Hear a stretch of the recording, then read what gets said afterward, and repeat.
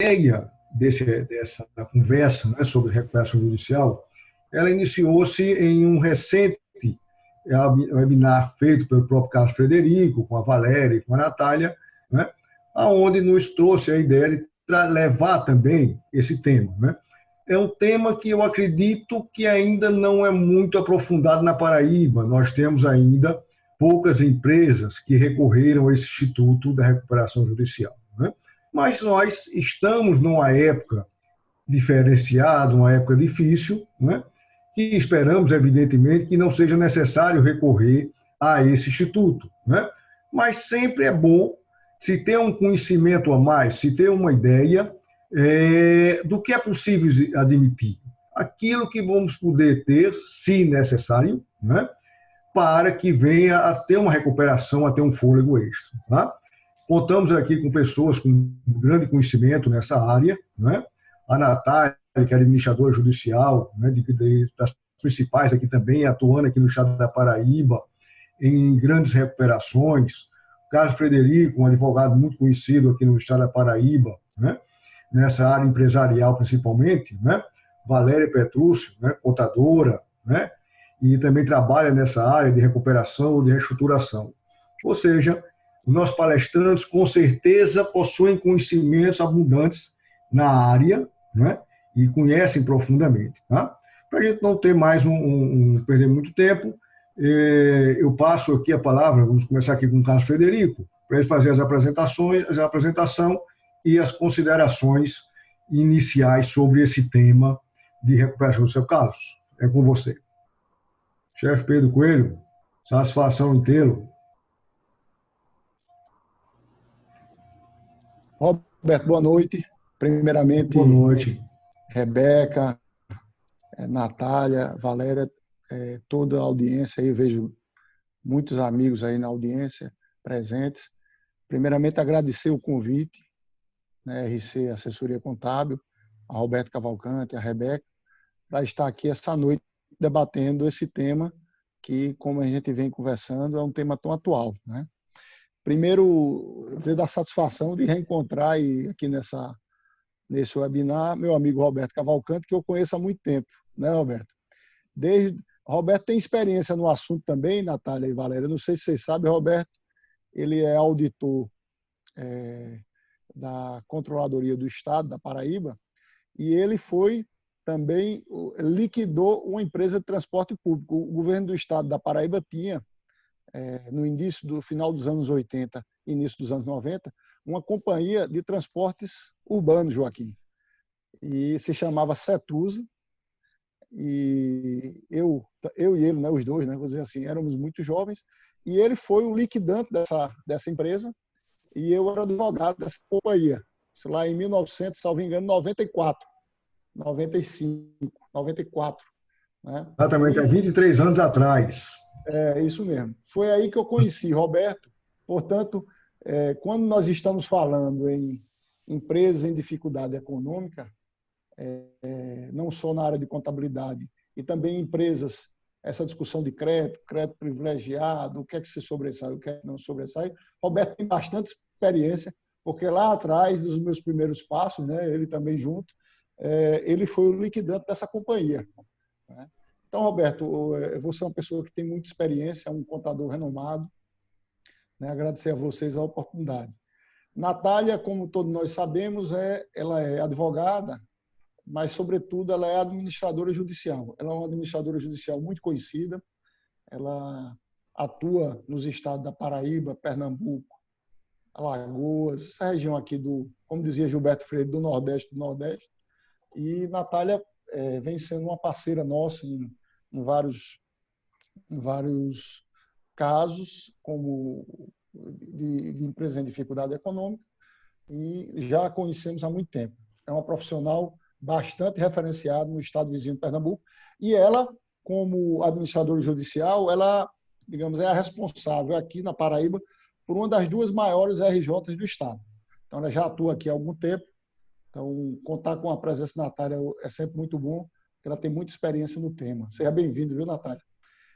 Valéria, ela é contadora, tem mestrado também em contabilidade, é uma pessoa que tem experiência na matéria, empresas em dificuldade econômica, reestruturação, então pode contribuir bastante com o tema nesta noite. E, Roberto, mas aqui o anfitrião é você, eu estou só... a meu respeito, o que eu posso dizer é que eu comecei trabalhando, como eu estava conversando contigo, com empresa em dificuldade. Era usina de açúcar, sobretudo, aquela crise do final dos anos 80, até já disse no outro evento que nós fizemos, nós não tínhamos opção lá atrás, nós tínhamos que discutir caso a caso. E a diferença para esse momento atual, para essa crise, é que lá atrás nós não tínhamos um instrumento que permitisse às empresas a manutenção do negócio, a preservação da fonte produtiva. Porque a lei de concordata antiga, você deve lembrar, era muito ultrapassada e muito difícil, né? Então, o que se tinha era, basicamente, deixar talvez a empresa de lado, com todas as consequências advindas dessa medida. Então, perdia-se muito os bens para os processos trabalhistas, para os processos tributários, os bens iam todos embora, viram várias companhias se lacerarem nisso aí, e, sobretudo, perdia a fonte produtiva, perdia a fonte de impostos e perdia-se também, lá atrás, os empregos, né? Acho que a tônica do momento é a preservação dos empregos. Então, nessa crise atual, nesta pandemia, eu acho que...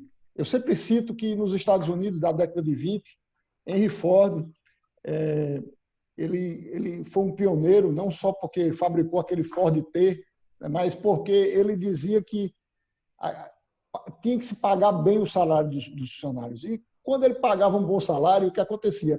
Os outros industriais americanos, aqueles titãs do início do século XX, né, eles ligavam para ele e diziam, poxa, como é que você está fazendo isso, pagando um salário alto desse? Aí ele dizia, olha, eu tenho que pagar para eles comprarem meus carros. Né? Então, a base, a gênese da atividade econômica está no emprego. País sem emprego, né, uma economia muito fraca, dependente do Estado, né, a empresa privada que é o coração, o motor. Quem sustenta o aparelho estatal é a empresa privada. Então, acredito muito, Roberto, que para sair dessa crise, vamos precisar da força produtiva da empresa privada, manutenção da atividade produtiva e, eventualmente, se utilizar dos meios jurídicos de preservação dessas fontes, porque não é toda a economia que aguenta um choque de 90, 120, 150 dias, um choque de paralisação, não são todos os setores, mas tem inúmeros setores que estão paralisados aqui há 120 dias. Né? Transporte público aqui no nosso estado, ele está parado há 90, será 60, 90 dias. É muito tempo para se sustentar uma estrutura dessa. Então, vamos discutir nessa noite, Roberto, todos esses aspectos. É uma satisfação estar aí contigo, né? E poder trocar experiências, dizendo sempre que você é nosso mestre também. Muito obrigado, Carlos. É muito satisfação grande contar com você. Eu creio que nós podemos dar continuidade à nossa conversa aqui com Valéria, onde ela, na sua experiência de como contadora, né, ela possa nos trazer aqui essa visão da reestruturação, da parte contábil, da reestruturação e do que é possível fazer. Né? E também, em seguida, a doutora Natália nos daria uma visão mais focada do ponto de vista da recuperação. Certo? Então, Valéria, o que é que você nos traz dentro desse tema, não só especificamente da recuperação judicial, mas também de outros mecanismos que possam vir a ajudar a ser utilizado pelas empresas em um segundo momento, em algum ponto onde ela precise, aqui o empresário tenha que ter ajuda de pessoas especializadas com conhecimento financeiro, estratégico, para ajudar em sua reavancada, em seu reinício, se for o caso. Boa noite a todos. Roberto Cavalcante, é um prazer estar aqui. É um contador que tem minha admiração, tem o maior escritório, provavelmente o maior escritório da Paraíba, um contador renomado. Carlos Frederico, Natália, Rebeca, queria agradecer o convite por participar dessa live. Se queria primeiro saber, vocês estão escutando bem? Estou sim, Valéria. Tá bom o áudio, Rebeca? Para mim está ótimo. Pronto, porque o meu fone de ouvido não consegui, não está funcionando. Enfim. Eu queria falar para vocês, primeiro, da reestruturação de empresas, né? Que a recuperação judicial é um remédio para aquela empresa em crise. Entretanto, o que acontece? O empresário, quando ele começa em crise, assim, eu conheço as dores do empresário, né? O doutor Roberto sabe disso, eu praticamente cresci numa empresa e sei que, às vezes, a crise, o empresário fica querendo assim, não, vai passar, vou esperar mais um pouquinho. Muitos deles não têm a ação de fazer alguma coisa. Ele fica lá meio que escondido, né? E ele trava, ele perde a capacidade de enxergar o seu negócio. Então, no primeiro sinal de crise, é importantíssimo reestruturar a empresa. A recuperação judicial é uma reestruturação, só que é uma reestruturação pública. Todo mundo fica sabendo, eu tenho ali um processo, né? A justiça vai meio que dar uma proteção para aquela empresa em crise. Entretanto, pode acontecer e deve acontecer uma reestruturação prévia, que é a reestruturação que tem 3 frentes de trabalho. Primeiro, ele é uma reestruturação operacional, tem que ser revista toda a estrutura operacional da empresa, eliminando aqueles produtos ou aqueles negócios que não geram caixa, principalmente com o objetivo de geração de caixa. A reestruturação societária, vamos chamar vai entrar um novo sócio, com recurso novo, vamos fazer uma fusão com outra empresa estratégica. E a principal, reestruturação financeira, rever todos os contratos, vamos pegar todos os contratos, letrinha a letrinha miúda de cada contrato, vamos analisar onde a gente pode melhorar. Lógico que essa renegociação financeira, reestruturação, tem uma reestruturação financeira dentro do RJ. Então, muitas vezes, primeiro, banco, para renegociar, muitas vezes é difícil, ele só renegocia, o empresário, se ele chega lá e disser, olha, meu caixa está apertado, eu estou em dia, mas daqui a 60, 90, 120 dias eu já sei que eu vou ter dificuldade de pagar essa parcela. Os bancos têm essa dificuldade de renegociar previamente, né? E mesmo quando o banco, muitas vezes, você precisa estar inadimplente para renegociar. Só que quando acontece, faz uma renegociação, né, consegue, mas quando a renegociação vem através de uma recuperação judicial, os bancos são muito mais flexíveis, inclusive com deságio, que é o que você não vê na reestruturação fora da RJ. Mas não é porque não é uma reestruturação financeira tão eficiente como no RJ, que não vai ser feita antes do momento de entrar com o pedido de RJ. Então, veja. Então, sempre falo que essa reestruturação deve preceder a recuperação judicial no primeiro momento de crise da empresa. É importante uma consultoria jurídica especializada e também uma consultoria financeira, alguém que te ajude a olhar o teu negócio de fora, né? E se ainda assim for visto que essa reestruturação não resolveu o problema da empresa, da crise da empresa, aí sim deve-se pensar numa recuperação judicial. Que empresas podem entrar, assim, são as maiores beneficiadas com a recuperação judicial? Para entrar na recuperação judicial, a empresa ela precisa ser viável. O que é isso? Ela precisa ter uma geração de caixa positiva. O EBITDA, que aí algumas pessoas conhecem, o EBITDA positivo. Vou para ficar numa linguagem mais fácil. O meu negócio, ele gera caixa positivo. Entretanto, como eu tenho endividamentos antigos, ou de ações trabalhistas, ou com banco, ou débitos antigos com fornecedores, o que aconteceu? É igual a Casas Bahia, né? A parcela não está mais cabendo no custo. Eu tenho um bom negócio, meu negócio gera caixa, mas a minha parcela, a parcela do meu endividamento não está mais cabendo no bolso. E aí o que o empresário vai? Ele cada vez se endivida mais, até o momento que ele não consegue mais endividamento para poder sair dessa crise. Então, a reestruturação, a recuperação judicial vai possibilitar, é um momento que você para, aqui para trás estão os débitos antigos que vão entrar na recuperação judicial, eles vão ser renegociados com o plano e a empresa vai se manter operacional no mercado para que ela possa sair desse momento de crise.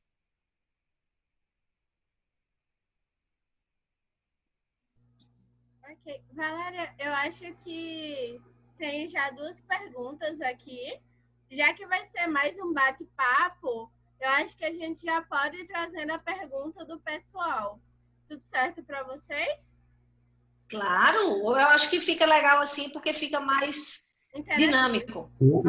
Rebeca, eu acho interessante, mas talvez, se a Natália pudesse apresentar essa visão, né, do administrador, né, judicial, e logo em seguida a gente iríamos para os questionamentos, para as perguntas, né, e aí focaria de uma forma mais ampla, até porque acredito que nesse momento que ela vai fazer essa apresentação do administrador, algumas coisas já venham a ser respondidas, né? E outras dúvidas também venham a ser criadas e que vai alargar mais o debate, certo? Então, vocês me permitem também, Natália, aqui, como todos estamos fazendo, de uma forma sintética e que está dando prioridade em seguida a esse debate que, com certeza, será bem ilustrativo, certo? Natália, por favor, apresente essa visão do administrador judicial. Olá, boa noite a todos. Eu agradeço o convite que me foi feito pela RC Assessoria Contábil, na pessoa do Dr. Roberto Cavalcante. É um prazer estar aqui com vários amigos, Carlos Frederico, Valéria, Rebeca. Bem, a mim me foi incumbido a tratar sobre o papel do administrador judicial no processo de recuperação judicial. Quando o devedor resolve tomar a decisão de ajuizar um pedido de recuperação judicial, tal qual Valéria bem explanou, fazendo uma prévia reestruturação do negócio, sendo a empresa viável, ele distribui o processo de recuperação judicial, ele distribui o pedido da recuperação judicial. Ao contrário do que acontecia no antigo decreto-lei, ao juiz, analisado todos os requisitos impostos em lei, que é a documentação que a Lei 11.101 traz no artigo 51, que é necessário que o devedor apresente, estando em termos essa documentação, cabe ao juiz deferir o processamento do pedido de recuperação judicial. Não é? Deferido o processamento do pedido de recuperação judicial, dentre diversas providências que ao magistrado cabe, a exemplo de suspender as ações e execuções pelo prazo de 180 dias, que é o stay period, ele nomeia um administrador judicial na forma do artigo 21. E o que faz o administrador judicial? A primeira resposta que eu vou dar é que ele não faz as vezes do representante legal da empresa, ele não senta na cadeira do dono da empresa. O administrador judicial ele é um fiscal da lei, ele é os olhos do juiz fora dos autos. Não é? O artigo 22 da Lei 11.101 delimita as funções do administrador judicial. A doutrina convencionou chamar essas funções lineares do administrador judicial. Uma vez nomeado, o administrador judicial assume um encargo, né, um termo de compromisso no prazo de 48 horas. Feito isso, a ele cabe diversas providências. A exemplo, ir na empresa, tomar pé da situação operacional da empresa, financeira, contábil, saber se aquela empresa, de fato, reflete aquilo que foi trazido na inicial. Não é? Ao administrador judicial, cabe explicar ao representante legal da empresa quais são as obrigações que ele tem para com o processo e as obrigações que o administrador judicial vai ter para com a empresa. O custo do administrador judicial ele é pago pela devedora, pela empresa que pede a recuperação judicial. Então, feito isso, ao administrador judicial também cabe circularizar de maneira imediata a todos os credores arrolados pela devedora o seu crédito, a data do deferimento do pedido, a sua classificação e informar que ele tem um prazo de 15 dias para divergir daquela lista apresentada pela devedora. E aí o administrador judicial receberá todas essas documentações e vai formular uma segunda lista de credor. É a lista constante no artigo 7º, parágrafo 2º da Lei 11.101. Nesse meio tempo, a empresa tem o prazo improrrogável de 60 dias para apresentar um plano de recuperação judicial, que é o grande momento da recuperação judicial, é dizer ao juiz, aos credores, ao administrador judicial, aos terceiros, à União, aos estados, aos municípios, como ele pretende pagar aquela dívida. A forma, se ele pretende desagiar a dívida, se ele pretende conferir uma carência aos credores, em quanto tempo ele pretende pagar aquela dívida. Não é? Feito isso, o administrador judicial também, paralelamente, tem 45 dias para apresentar essa relação que eu acabei de explicar, que é uma lista mais fidedigna entre a apresentada pela devedora e aquelas insurgências trazidas pelos credores. Então, feito isso, ao administrador judicial cabe postular ao magistrado que seja publicado um edital contendo a segunda lista de credor e também um edital contendo o aviso de recebimento do plano. Por quê? Porque a partir daí, os credores têm o prazo de 30 dias para objetarem aquela proposta. Dizer, opa, juiz, eu não concordo com o deságio proposto pela devedora, eu não concordo com a carência, eu não concordo com o prazo de pagamento.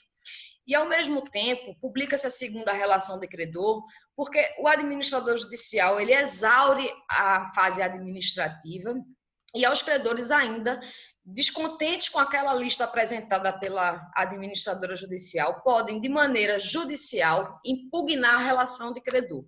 E aí, se exaure a fase administrativa do administrador e inicia-se a fase judicial. Paralelamente, ao administrador judicial cabe, mês a mês, apresentar um relatório mensal de atividades do devedor. E aí a doutrina diverge se isso seria uma obrigação linear ou transversal do administrador, porquanto é previsto no artigo 22, mas é uma função extremamente importante, porque o relatório servirá de base para que os credores vejam, ora, de fato a devedora ela tem condições de se recuperar ou não, ela não tem condição de se recuperar e, portanto, eu não concordo com aquele plano, vamos a uma assembleia. Então, feito isso, o administrador judicial, transcorrido o prazo de 30 dias para objeções, é obrigado a convocar uma Assembleia Geral de Credor, caso haja objeção. Então, ao administrador judicial cabe presidir essa Assembleia, abrir a Assembleia, colocar a ordem do dia em pauta, que é o grande momento da recuperação judicial, é a Assembleia, é onde todos os credores em conjunto deliberarão sobre o plano de recuperação judicial. A Assembleia, a colhida de votos do plano de recuperação judicial, ela se dá em quatro classes. A classe 1 dos credores trabalhistas, que a colhida de votos se dá por cabeça, tão somente cabeça. A classe 2, se houver, com credores com garantia real. A classe 3, que são os credores quirografares, e a classe 4, que são os credores microempresários e empresas de pequeno porte. A classe 1 e a classe 4, a tomada de voto é por cabeça. A 2 e a 3 é cabeça e valor. E o critério para aprovação é 50% mais 1, de todas as classes. Então, colocado em votação o plano de recuperação judicial, o administrador primeiro cabe perguntar se há interesse em constituir comitê de credor. Na negativa, dá-se início à colheita de votos.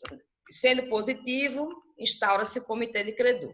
Então, colhidos os votos deliberados por classe, ao administrador judicial cabe reduzir o que foi deliberado a termo e apresentar aos juízes. Excelência, o plano de recuperação judicial foi aprovado, rejeitado, modificado e está aqui para que o senhor homologue e aí conceda a recuperação judicial ou convole a recuperação judicial em falência, porque um dos requisitos para a convolação da recuperação judicial em falência é a proposta não ser aceita pela maioria dos credores na forma que determina a lei.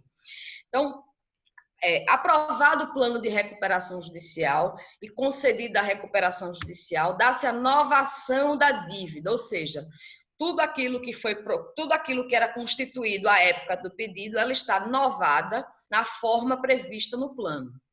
E aí inicia-se a terceira fase do processo, que é a fase fiscalizatória. Cabe ao administrador judicial não só julgar,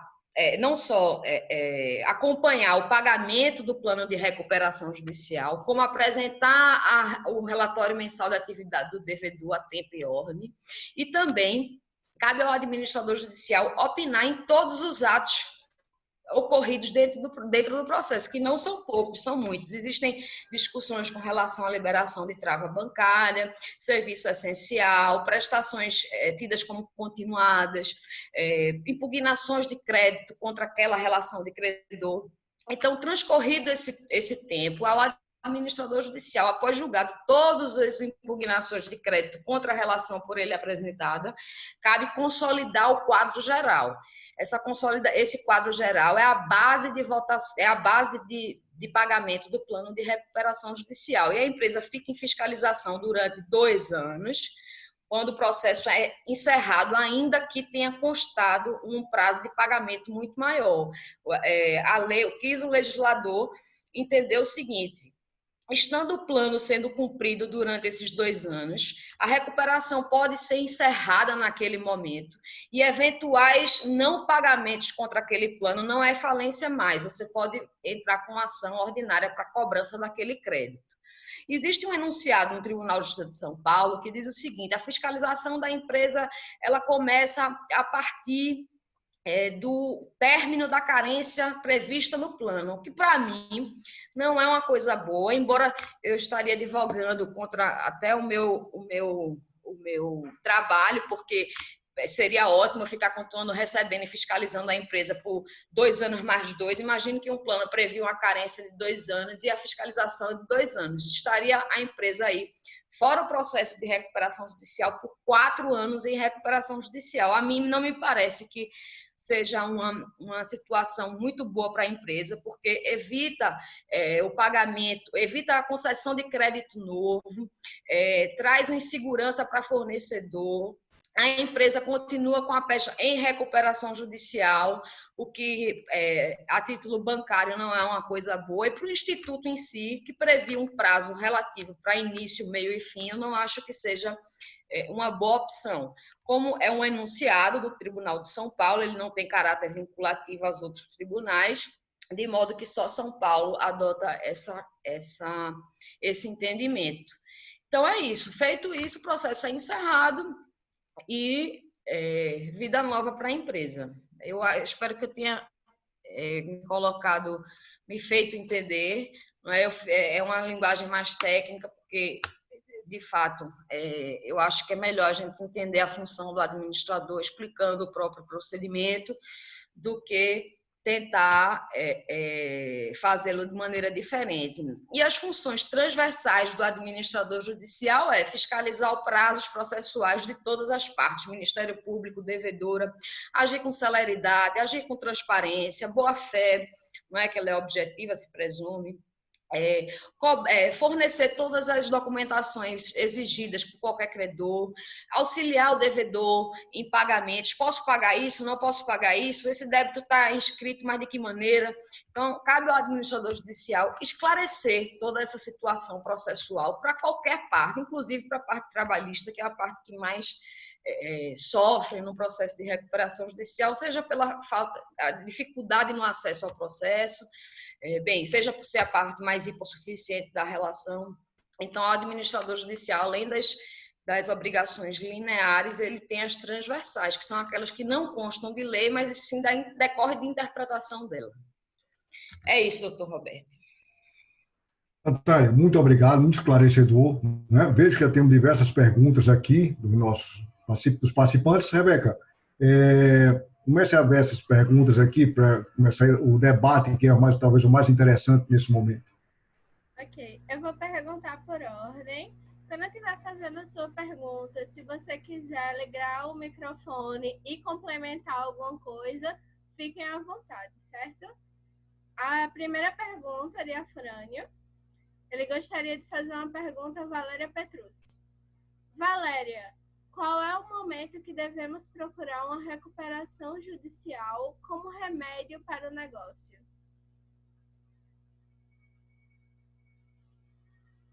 Tem que tirar do mudo, Valéria. Isso. Pronto. Vamos lá.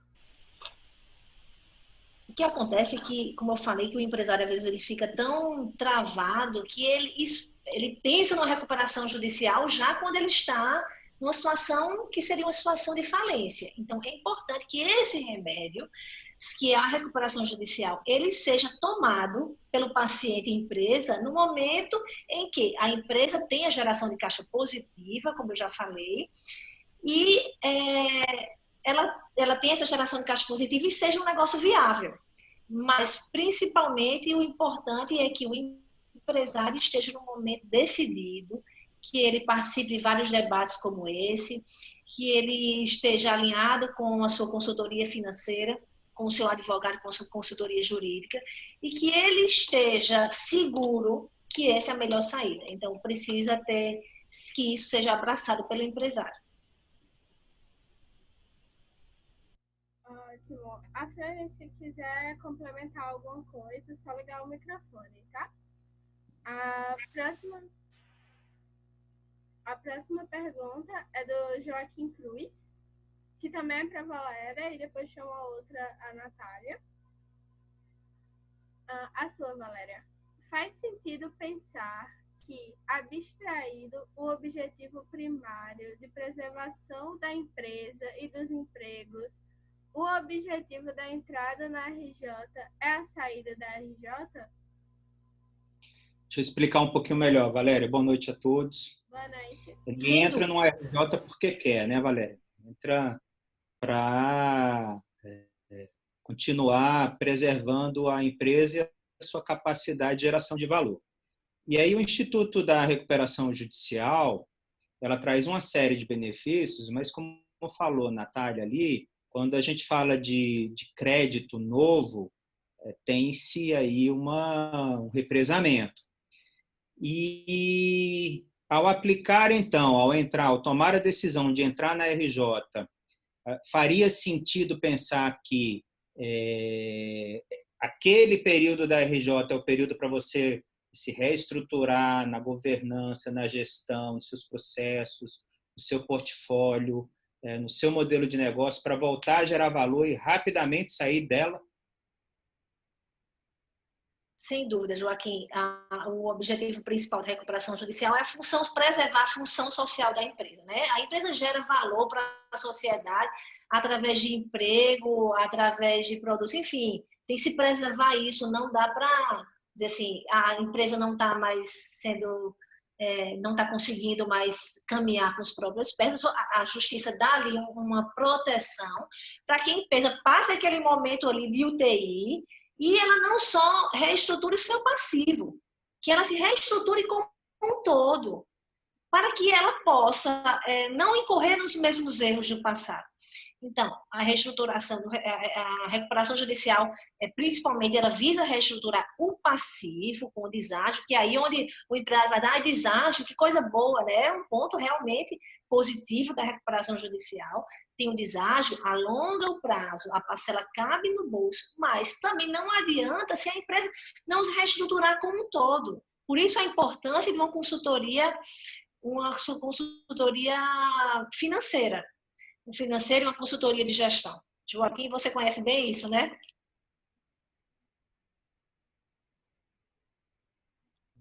Tem uma outra pergunta aqui do Joaquim.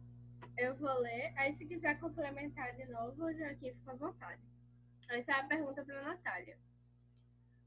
O AJ, o administrador judicial, como auxiliar do juiz, pode propor medidas úteis ao bom andamento do plano de recuperação, tais como adequações no modelo de governança e no modelo de gestão? Obrigada pela pergunta, Joaquim. Existem duas proposições que foram feitas na pergunta. Propor medidas úteis ao bom andamento do plano. Bem, o andamento do plano é pagamento, não é? Então, de que forma o administrador judicial pode ser proativo na questão de pagamento do plano? Bem, primeiro, por exemplo, após julgadas as impugnações de crédito, geralmente consta uma cláusula no plano dizendo o seguinte: tal credor, tal classe só vai ser paga quando informar conta bancária nos autos. Passa despercebido por muito credor essa informação. Então, às vezes, começa o pagamento do plano de recuperação judicial e muitos credores não apresentam a conta. Então, eu, como administradora judicial, peço a intimação de cada credor para que eles forneçam os autos à conta para atingir o objetivo maior do plano, que é o pagamento.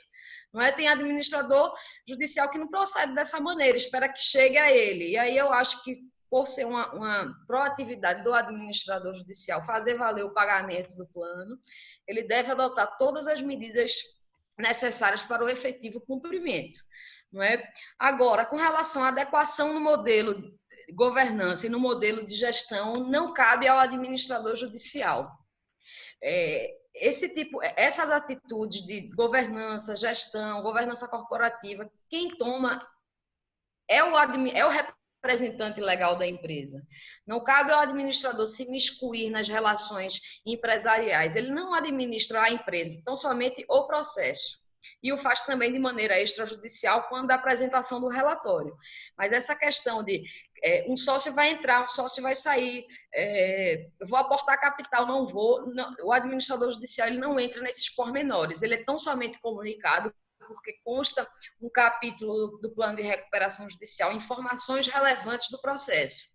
Então, a gente é obrigado a retratar tudo aquilo que passa na empresa, mas não tomar esse tipo de atitude, porque não é de função do administrador previsto em lei. Tá? Ótimo. O Joaquim fez o legal, então vou passar para a próxima pergunta, do Fábio Pereira Silva. Como fica a situação? Essa ele não direcionou para ninguém, então quem se sentir mais à vontade para responder, fica à vontade. Como fica a situação de quem aderiu bens da empresa que encontra-se em RJ? A exemplo, eu adquiri um imóvel da construtora na construção. Antes da conclusão da obra, a empresa pede RJ.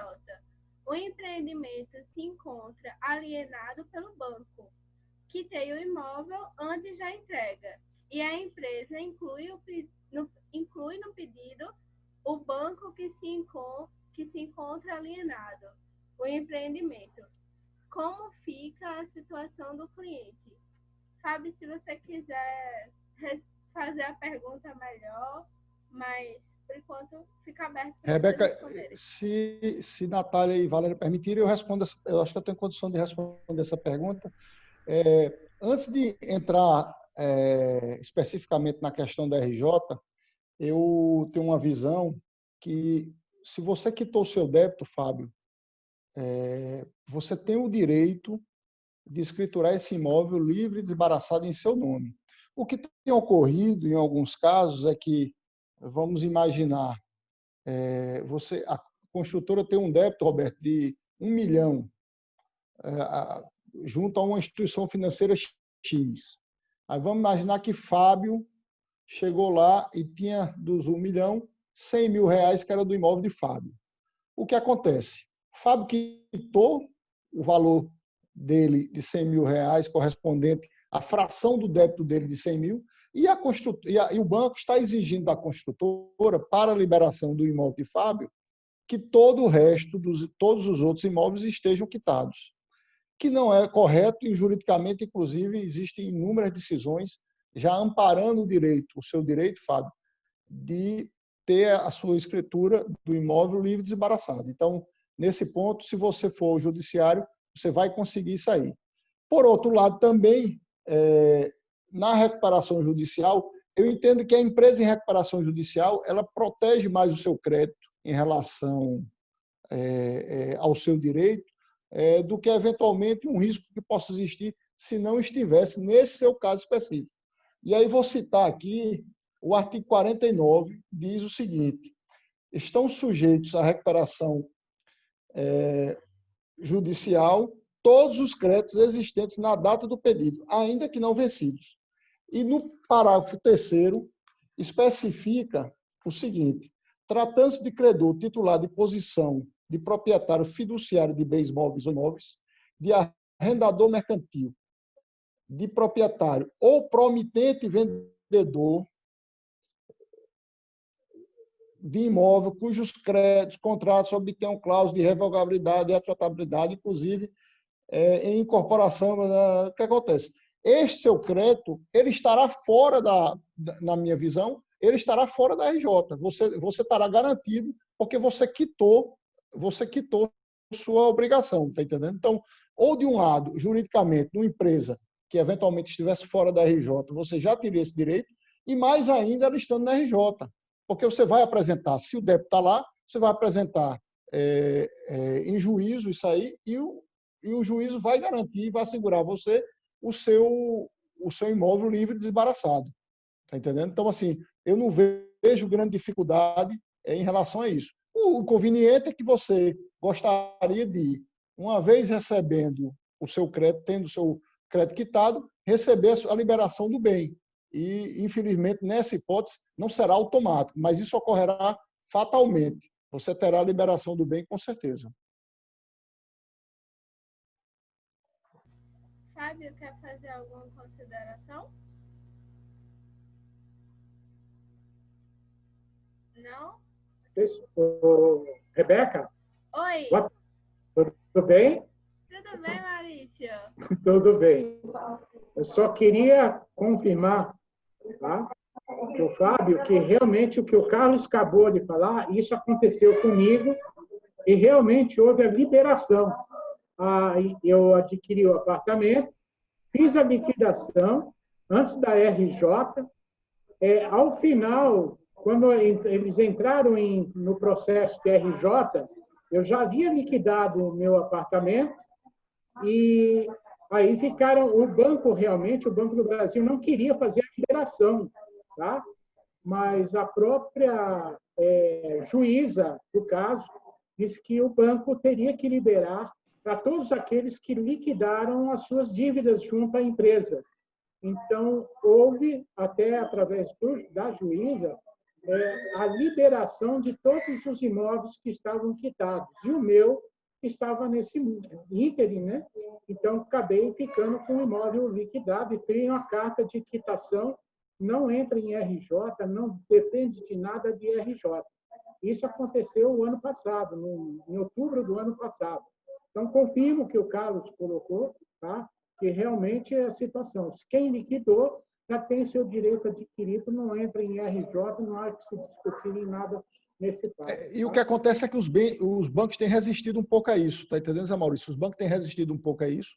A gente até compreende, porque o débito é maior, mas eu acho que desestimula a incorporação imobiliária no momento que esse imóvel é vendido com a garantia de que, uma vez quitado, você vai ter o seu direito. Então, a eventualidade de uma resistência por parte da instituição de crédito em conceder essa liberação dessas hipotecas, desses gravames, termina por, no final do dia, no direito imobiliário, prejudicar um pouco toda essa cadeia. Mas eu creio que isso é uma fase que a gente está consolidando todos esses entendimentos. São novidades. Não havia na cultura no Brasil desses empreendimentos todos feitos com financiamento bancário e que tiveram esse tipo de estresse agora no final. Então, é uma nova realidade que está sendo submetida ao judiciário e o judiciário está socorrendo os compradores e os consumidores. Agora, é bom deixar claro que tem que estar quitado. Senão, você só vai ter esse direito quando quitar. Perfeito. É isso mesmo. Antes da pergunta do Roberto, a Maria de Lourdes tinha levantado a mãozinha no Zoom. Você quer fazer a pergunta? Acho que eu estou falando bem baixo. Melhorou a voz? Maria de Lourdes, se você quer fazer alguma pergunta no áudio, ou eu posso passar para a próxima pergunta? Acho que não, vou seguir. A próxima pergunta é do Roberto Cavalcante. Deixa-me fazê-la, Rebeca. Fica à vontade. Falando com a Valéria, que é contadora, né? Como Natália falou, um ponto que vai chegar na recuperação é apresentar a lista de credores, né? Definir quem são efetivamente os credores, né? E vejo que essa lista ela tem como base uma fundamentação a contabilidade da empresa, certo? Então, eu perguntaria, Valéria, por ser da nossa profissão, né? a importância da empresa ter uma contabilidade que efetivamente reflita a realidade dela, né? E como se chegar a esse ponto e o impacto que pode trazer a URJ, talvez Natália também venha a conduzir essa questão, quando a empresa não tem uma aderência maior à sua realidade, né? E como é que ela vai chegar a montar essa lista se em algum ponto ela não respeitou os critérios contábeis ao longo de sua vida, certo? Obviamente, tem a importância de uma contabilidade que tem uma aderência efetiva à empresa, que ela diga, olha, a contabilidade reflete aquilo que a empresa deve. Você, Valéria, inicialmente, e A Natália. contabilidade precisa refletir a realidade. Ponto. A contabilidade da empresa será quando você entra com pedido de recuperação judicial, você tem que apresentar as demonstrações contábeis dos últimos 3 anos e também precisa apresentar as demonstrações contábeis feitas especialmente para o pedido. Vamos supor que dos últimos 3 exercícios você foi em abril ou uma até abril. Então, a lista de credores que você vai apresentar, essa lista de credores, ela precisa bater com o que está na contabilidade, lá no seu passivo contábil. Né? Então, é importantíssimo. Lembrando que não só é a lista de credores, mas toda a contabilidade estará à disposição do administrador judicial e da justiça. Né? Então, essa contabilidade será pública, ela tem que condizer com a realidade. Inclusive, fora o balanço patrimonial, a demonstração de resultado de exercício, deve ser feito, mostrar a demonstração de fluxo de caixa e o fluxo de caixa projetado para todo o período. Vamos supor que a minha recuperação judicial está sendo previsto um prazo de 10 anos, para que a empresa consiga quitar todos aqueles débitos dentro com o deságio, que uma taxa de juros de atualização anual e tem que ser feito um fluxo de caixa gerencial para todo esse período de 10 anos. Então, é essencial, a contabilidade é parte essencial e importantíssima do projeto de recuperação, no processo de recuperação judicial. Respondi, doutor Roberto? Vamos lá, Natália. Respondendo aí a pergunta do doutor Roberto, além do que Valéria já colocou, a contabilidade da empresa transparente é muito mais do que essencial, ela é o reflexo do processo. Se uma empresa pede recuperação judicial e as contas estão todas em desordem, vai haver um atraso natural do processo, porque o administrador judicial vai ter que reportar ao juiz que aquela empresa não traz, que aquilo que foi dito na petição inicial não reflete efetivamente a realidade fática do processo. Além disso, julgamentos de incidentes. Se não houver, por exemplo, comprovação da empresa de que pagou tal credor, de que aquela nota foi emitida, se não houver livro contábil e livro razão, trazendo aí uma efetiva correlação do que foi dito e do que foi requerido, o administrador judicial vai simplesmente julgar pela improcedência daquele pedido ou pela procedência do pedido, de modo que a lista de credor ela não vai refletir de fato a situação da devedora. E cabe ao administrador judicial informar isso nos autos. Então, a empresa ela vai aprender na dor, no amor. Se tiver tudo ok, ótimo. Vamos ter um processo transparente. Se não tiver, existem, inclusive, disposições de lei que trazem apenas disposições penais contra o representante legal da empresa, né? O que se tenta, por exemplo, com a segunda lista de credor, é evitar fraude no quórum de votação. Por quê? Porque a empresa ela não pode dizer que tem um crédito de R$300 mil com X fornecedor e não trazer ao administrador judicial a prova de que aquele crédito existe, seja pela emissão de duplicata com aceite, porque senão aquele crédito ele deixa de existir. Não é? Ao administrador judicial cabe não só olhar todas as divergências trazidas pelo credor, mas também aquelas lançadas pela devedora. Porque, em não havendo correlação com aquele crédito dito pela devedora e a documentação contábil, ao administrador judicial cabe excluir aquele crédito lançado por entender que ele não existe, né? Então, é muito importante que essa contabilidade esteja em dia para que traga a maior transparência possível ao processo, inclusive com repercussões penais para o representante legal da empresa, caso não haja com a boa-fé que se entende, né? Queria direito a falar. Estão escutando? Não dão para escutar? Bem, pode falar. Pode falar. Posso? Também. Claro. Meu nome é Pretestado, eu sou aqui do Ceará. Eu sou presidente da Associação dos Peritos e coordenador da Comissão de Peritos aqui do Conselho Regional. Essa discussão de contabilidade ela é bem relativa. Eu sou muito cético para isso. Eu passei 30 anos como auditor independente, pendurei o data show lá na universidade, que a turma disse que pendurou o apagador, mas já estava na base do data show. Então, tem contabilidade e contabilidade. Eu vou dar um exemplo. Na época, eu fui chamado para fazer uma auditoria num banco que estava sob intervenção do Banco Central e tinha um administrador judicial.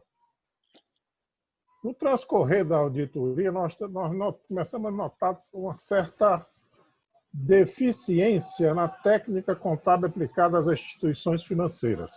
Ou seja, se você tem contas a receber acima de 180 dias, você tem que reconhecer a perda. Mas o que tem a receber também não tem a compensação. Bom, o administrador judicial ele estava executando o trabalho dele, inclusive isso demorou muito. E na auditoria, sabe que o auditor ele gosta de ficar olhando o que tem em cima da mesa dos administradores, né? É para saber se tudo que está acontecendo está sendo registrado. E numa dessas visitas, o meu auditor foi e notou que o representante do Banco Central, que havia entrado para administrar o banco, já que ele fez a intervenção, tinha um documento pedindo do Banco Central solicitando a falência da empresa. Ora, a partir do momento que o Banco Central estava pedindo isso, ia influir no meu relatório. E o administrador do Banco Central não nos comunicou. E nem ao administrador judicial. Quer dizer, nós estávamos tipo marido enganado. Então eu fui conversar com o administrador, que eu acredito que quem trabalha quem é contador. Vocês são da Paraíba, Pernambuco ou de onde é que são? A maioria de onde? Mas é Paraíba. De Pernambuco. Ó, na Paraíba eu tenho uns amigos muito bons lá. Inclusive me botaram o Tarcísio.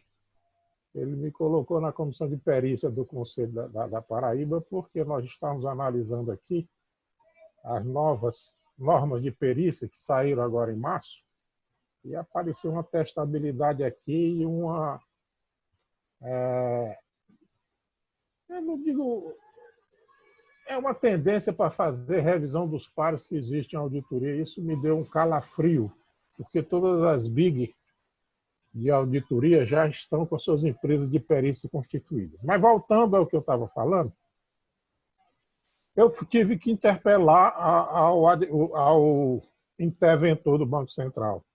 Meu amigo, vocês não têm nenhum processo em andamento que possa modificar a situação da minha auditoria? Não, está tudo normal. Vocês não pediram, por acaso, falência? Não, nós não vamos pedir isso, não. A gente tem certeza? Meu amigo, é o seguinte, em cima da sua mesa tem um documento com isso. Deu uma confusão, que foi o maior parecer que eu já fiz na minha vida. Foram 14 páginas de ressalvas.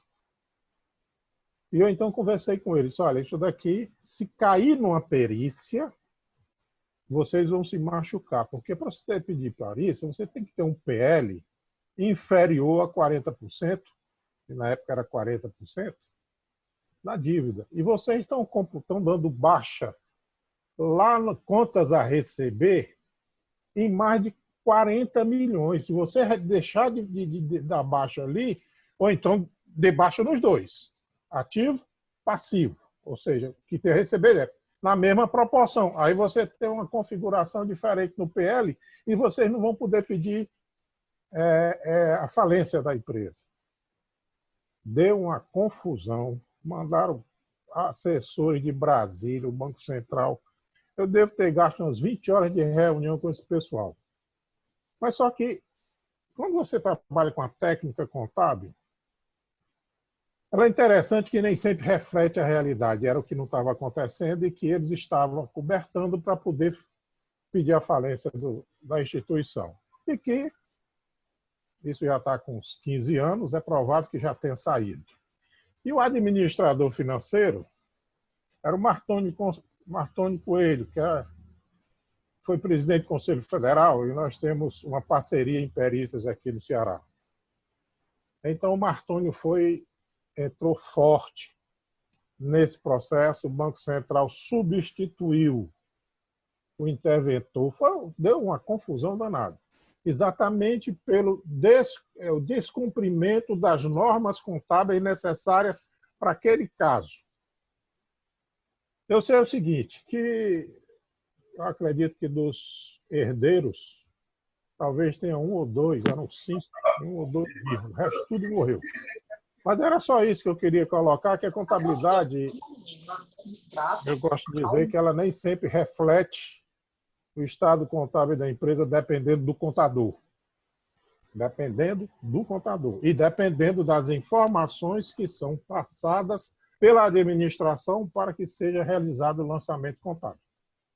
Então, é bem interessante esse processo de que é fundamental, e aí eu puxo a sardinha aqui para o meu lado, é fundamental uma contabilidade bem feita e que reflita, através de pesquisa do próprio contador, na hora dos lançamentos contábeis, ele conhecer a atividade da empresa para evitar exatamente esse tipo de reconhecimento de uma coisa e fazendo vista grossa de outros que venham prejudicar. Eu fiz uma auditoria que depois saiu para a falência, de uma empresa que, quando nós fizemos a análise, que eu visitei a empresa toda, a contadora não sabia o processo de aquisição, não sabia como era feito o custo. Quer dizer, aí eu cheguei lá para o diretor, engenheiro, não, quem faz o custo aqui sou eu. Eu digo, qual é a sua? Eu ensinei custo, acho que durante uns 10 anos, 12 anos, e trabalhei com custos. Aí eu virei, qual é o critério que você utiliza? Não, eu vejo aqui, eu digo, não, mas você não tem que ver. Você tem que coletar dados para isso. Do jeito que você tem seu estoque aqui, sua empresa a qualquer momento pode parar por falta de matéria-prima. Eu disse, mês passado apareceu 2 dias já sem funcionar porque faltou matéria-prima. Quer dizer, nem controle de estoque a empresa tinha. E nem a contadora sabia que isso estava acontecendo. Então, ficou um processo, eu verifiquei, fiz uma análise, que a gente tem que fazer, na auditoria tem que fazer uma análise das demonstrações contábeis dos últimos 5 anos, e eu cheguei à conclusão e disse lá que se a empresa, se não conseguir uma captação de recursos, e ela tinha recurso da Sudene na época, essa empresa com 4 meses fecha. Com 2 meses eu fui cobrar, não recebi, porque ela já estava fechada. Aí vocês tirem a posição que o contador não refletia o que estava acontecendo. Era só isso a minha participação e o prazer de estar recebendo a aula dessas 2 meninas bonitas aí. Obrigada pela participação. Eu vou para a próxima pergunta. Essa pergunta vai ser para a Natália. Qual o papel do administrador judicial na realização da Assembleia Geral de Credores? Como é realizada? Qual é o objetivo? Bem, eu acho que quando eu comecei a falar um pouco, eu já disse qual seria, mais ou menos, o papel do administrador judicial na Assembleia, né? O administrador judicial cabe presidir a Assembleia, conduzi-la e informar o resultado ao juiz, a todos os credores, ao Ministério Público. Ele vai colher votos, ele vai colocar o plano de recuperação judicial na ordem do dia, seja para aprovar, modificar ou rejeitar. Ele vai oferecer aos credores a possibilidade de constituir comitê de credor. Ele vai reduzir a termo todas as perguntas e indagações feitas pelos credores no momento da Assembleia Geral. Ele vai colocar as ressalvas que entende devidas, ele transcreve tudo o que ocorreu na Assembleia Geral de Credor. Geralmente, o que a gente faz? Contrata uma empresa de áudio e vídeo para poder validar aquilo que foi feito e reduzido a termo em ata, né?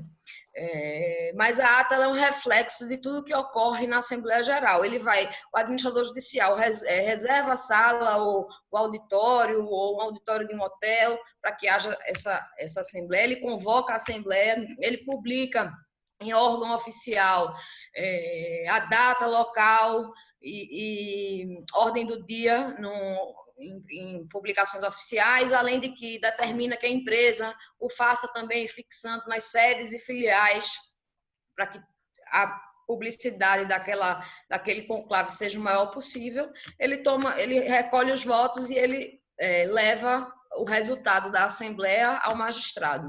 Não cabe ao administrador judicial interferir no plano de recuperação judicial, tampouco na votação dos credores. O administrador judicial tão somente preside e conduz a Assembleia.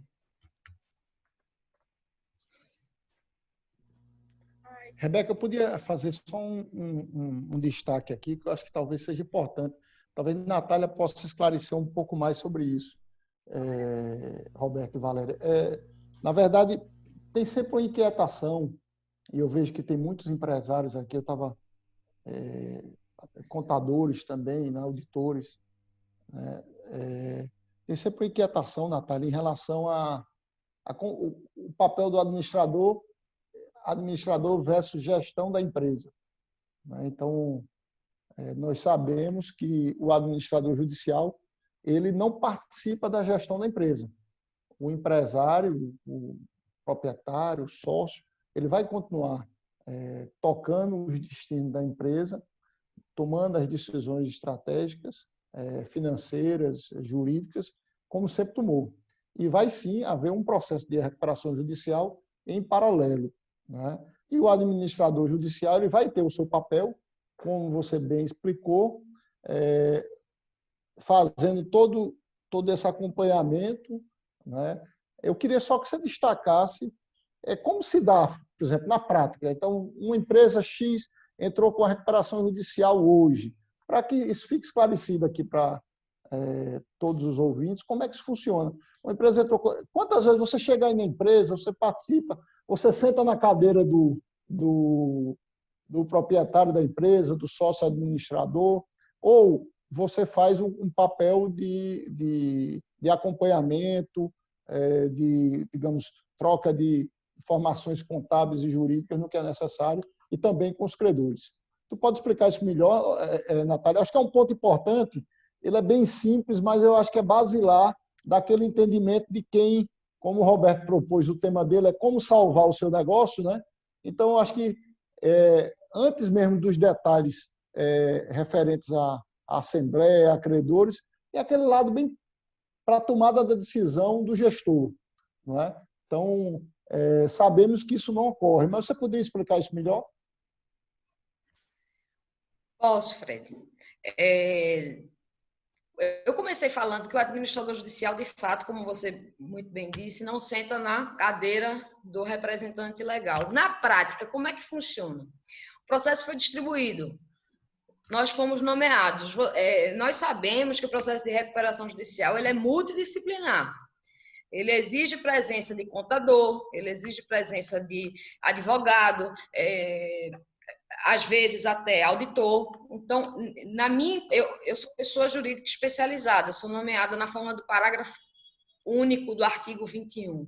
É a pessoa jurídica especializada, que no meu caso é LRF, Líderes em Recuperação Judicial, e é nomeado a mim como representante legal da empresa. Mas no meu corpo técnico eu tenho...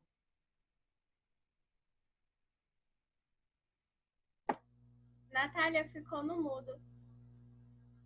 Natália, voltou. Eita. Mas foi pouco Parou tempo. em corpo técnico. Bem pertinho. No nosso corpo técnico tem contador, que é a Kelly Guerra, que ela acompanha toda...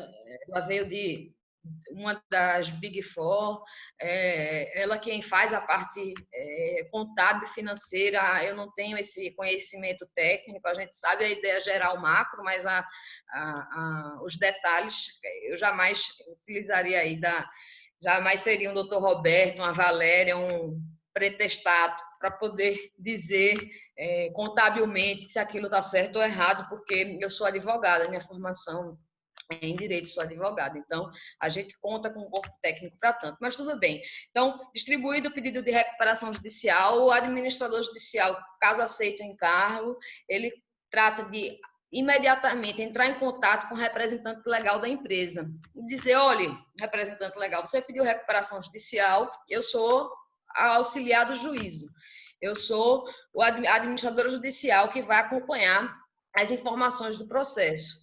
Então, você tem para comigo algumas obrigações, são elas: fornecer todos os extratos, fornecer os livros contábeis, trazer de maneira sucinta tudo o que acontece na sua empresa. Você tem que me relatar quantos funcionários tem, aí você me prova isso com CAGED, você vai me informar o que foi que você não adimpliu depois de pedir recuperação judicial. Eu costumo pedir também evolução do débito fiscal. Então, nós estabelecemos com o representante legal da empresa um canal de comunicação para que ele mensalmente tenha aquela obrigação comigo e tenha em mim também uma pessoa que ele pode contar, no sentido de que eu posso fazer isso, eu posso fazer aquilo, se eu tomar tal medida, porque existe essa preocupação dos representantes legais, dos donos da empresa, com relação ao papel dele dentro do processo, né? Eu tento fazer isso de uma forma muito transparente, tudo registrado por e-mail. A gente vai na empresa uma vez no mês, na verdade eu vou de início, a gente tira foto, Kelly vai todo mês, às vezes de 15 em 15 dias, depende do tamanho do porte da empresa.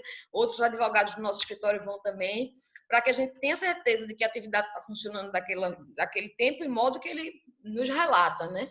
Mas decisão de gestão, se ele vai demitir 10, vai admitir 20, se vai cortar um RH, isso não cabe a mim. Ele a mim só me reporta e eu levo aos autos. Se ele vai fazer isso, se ele deve fazer isso, não cabe. O administrador judicial, ele também funciona como um fomentador de negociação. Às vezes, Fred, o que acontece é que muitos credores, eles, depois de um tempo, passam a não querer negociar com o próprio administrador da empresa. Ele acha assim: poxa, tantas vezes ele veio aqui, a gente novou a dívida, a gente fez confissão e agora... com fornecedores, né? E agora ele está vindo agora com a recuperação judicial. Então, o administrador ele serve como também um facilitador entre o devedor e o fornecedor, trazendo aí um ambiente mais saudável para a negociação, vamos dizer assim. Várias e várias vezes a gente já conseguiu chegar em denominadores comuns, utilizando o administrador judicial como uma figura de contrapeso na relação credor-devedor, e a gente conseguiu êxito. O administrador judicial também pode, por exemplo, solicitar mediações extrajudiciais. Ele pode propor à empresa, dizer assim: o que vocês acham da gente começar a mediar uma determinada classe para iniciar um pagamento e mitigar os efeitos de uma recuperação judicial, a exemplo da classe 1. Se o representante legal se sentir confortável, tiver caixa para isso naquele momento, a gente faz. E o administrador judicial é quem toma conta desse processo todo, né? Ele funciona como um fomentador dessa relação. Mas não cabe a ele dizer se demite 10, se admite 20. Se fecha uma filial, se abre outra. Não é o papel do administrador. Ficou claro? Não, muito bom, não é, Roberto? Eu acho que isso é algo a se esclarecer, sabe, Rebeca? Por isso que eu quis colocar esse ponto bem claramente e para trazer essa. Tem uns pontozinhos que são importantes, porque, como diz Roberto, isso é um momento muito difícil para o empresário e é importante que ele entenda tudo que vai se passar nesse processo. E eu acho que a ideia agora, Natália, dentro dessa linha de esclarecimento para salvar os negócios. Eu discuti ainda a semana passada com a doutora Valéria sobre um instrumento novo. Talvez ela possa também responder um pouco disso, Alberto, que agora já na pandemia, houve uma alteração na Lei 11.101. E se trata, você falou em mediação, Natália, e esse instrumento ele traz a possibilidade de uma Câmara Extrajudicial pré-RJ, já tem alguns tribunais até estabelecendo isso aí. Eu queria colocar para a Valéria falar um pouquinho sobre isso também, acho que é uma coisa interessante. E, de repente, Natália pode acrescentar. Já é uma mudança, salvo engano, que tem 30 ou 60 dias e que pode ser bastante útil mais na frente, entendeu, Roberto? Trata-se de trazer uma câmara de discussão de ajuste para renegociações, para essas inovações que está se trazendo, renegociações desses contratos, entendeu? Se Valéria puder esclarecer um pouco mais sobre isso, seria interessante. Aqui na Paraíba nós não temos, já de logo digo que não há aqui na Paraíba ainda. Isso foi uma iniciativa dos tribunais, acho que São Paulo e Rio de Janeiro, já está em lei também. Levar as renegociações dos débitos da empresa, uma renegociação prévia a uma RJ. Acho que é bem interessante, toda oportunidade de intermediação e negociação é muito importante. Porque como você colocou, né, Valéria, quando você está antes da RJ, você tem um limite nas negociações. Então, o banco, Roberto, Natália, o que acontece, Rebeca? O banco tem uma hora que ele se limita a fazer aquilo que, digamos, o normativo permite. E eu acho que talvez a Natália também possa acrescentar alguma coisa nesse ponto. E o que acontece? Esse instrumento extrajudicial, por ser patrocinado por um tribunal de justiça, muitas vezes ele faz com que isso, eventualmente, vá adiante nessa negociação, nessa concessão. Não sei se a Natália tem algo a acrescentar também em relação a isso.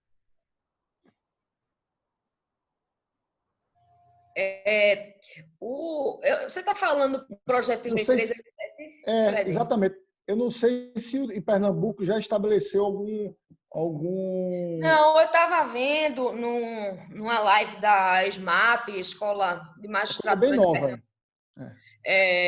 O desembargador Eric informando que existe na plataforma do TJPE uma ferramenta que possibilita negociação entre credor e devedor por dentro do judiciário, eu acho que chama Concilia, alguma coisa nesse sentido. Mas o projeto de lei, salvo engano, o que ele traz, o PL 387, de maneira emergencial e de caráter pontual, porque ele vigoraria até dezembro, né? O fato é que ele ainda não foi aprovado no Senado, ele passou na Câmara, mas está pendente de aprovação pelo Senado. Existe uma série de críticas com relação a alguns pontos, mas, em suma, o que ele prevê é uma prevenção, uma negociação preventiva, que é aprovado o PL, ele de imediato concede uma carência aí de uma moratória de 30 dias para todas as empresas.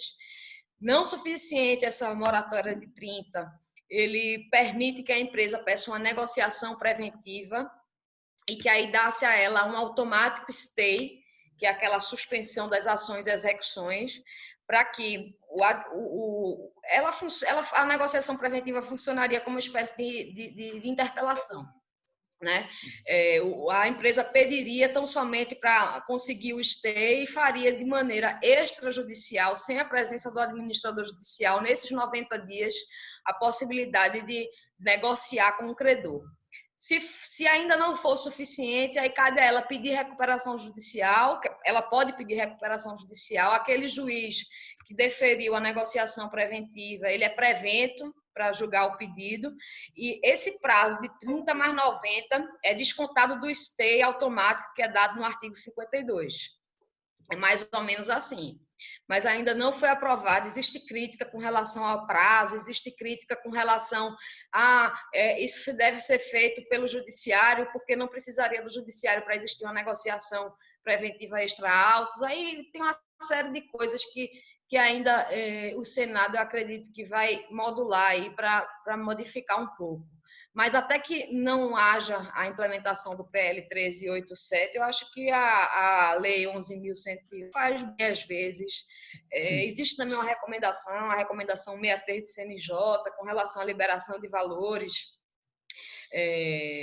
Bem, liberação de valores, desde que, evidentemente, tenha legitimidade aquele crédito, não é? Ou seja, o juiz da recuperação judicial é responsável para tanto, mas determina também uma prorrogação do ST meio que automático, a recomendação 63 do CNJ, e existem também os artigos do Código Civil, né? A teoria da imprevisão, caso fortuito. E aí, eu acho que com essas ferramentas, por enquanto que o projeto de lei não é aprovado, embora seja emergencial, a gente já perdeu meio que o timing dele, porque estamos em junho. Está quase terminando. Junho, a pandemia já está acabando, em tese, né? Porque os decretos de lockdown, etc., pelo menos aqui no estado, se encerrou já. As atividades já estão aí na fase 3 de abertura, e o parlamento não resolveu essa questão. Então, assim, eu acho que aos devedores cabe socorrer-se da lei, não é? Porque a gente tem uma lei própria, na minha opinião, ela é uma lei muito boa, muito protetiva. Ela traz aí vários artigos e disposições que protegem o devedor numa época de crise, e na ausência de um PL emergencial, que façamos uso da 11.101, né? Muito bem, Carlos, claro, fica à vontade. Você me permitir? Uma observação importante, que é os benefícios do pedido de recuperação judicial, uma coisa que sempre o empresário gosta e tem essa dúvida. O que beneficia a empresa no pedido de recuperação judicial? Primeiro, ele suspende todas as ações judiciais contra a empresa pelo período de 180 dias até que o plano seja aprovado.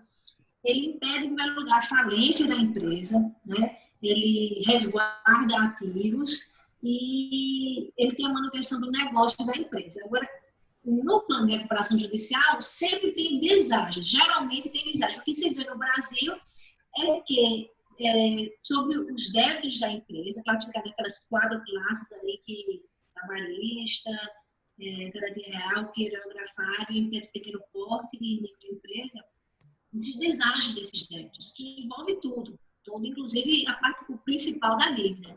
Deságio pode chegar de 20% a 70%, em alguns casos, algumas classes, pode-se não colocar um deságio, mas a taxa de juros de reajuste dessa dívida ao longo de todo o período de recuperação judicial são taxas menores que as oferecidas pelo mercado. Isso, e junto com o alongamento, propiciam a empresa a sair do momento de crise. Só para trazer para vocês um caso da Livraria Saúde e Cultura, eu acho que foi exatamente as duas que tiveram seus planos de recuperação judicial aprovados, acho que em 2009.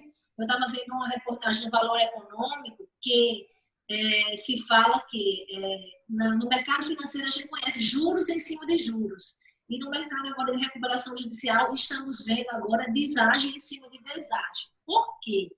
Porque fala que os fornecedores incentivadores, fornecedores colaboradores, que são aqueles o quê?